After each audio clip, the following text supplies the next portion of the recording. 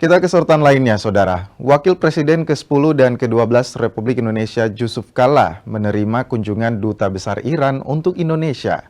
Pertemuan tersebut membahas perkembangan situasi terkini di Iran serta kemungkinan peran Indonesia dalam mendorong penyelesaian konflik. Yusuf Kala menyampaikan bahwa Dubes Iran Muhammad Barojerdi memaparkan kondisi terbaru di negaranya, termasuk perlawanan rakyat serta jatuhnya korban sipil, diantaranya anak-anak sekolah. Pihak Iran mengharapkan dukungan dari umat Islam, termasuk dari Indonesia. Kala juga menyebut Presiden Prabowo Subianto siap apabila diminta untuk berperan sebagai penengah dalam konflik tersebut.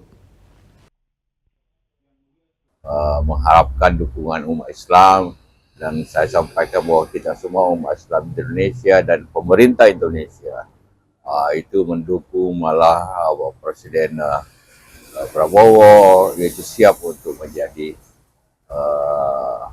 penengah dalam konflik ini, dan itu juga akan kita bicarakan dalam secara keseluruhan dengan pemerintah mengenai hal ini.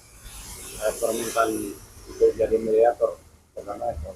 Ya, tentu itu telah disampaikan, nanti tentu dibutuhkan persetujuan kedua belah pihak, dan ini tentu hal yang sedang dipikirkan oleh mereka.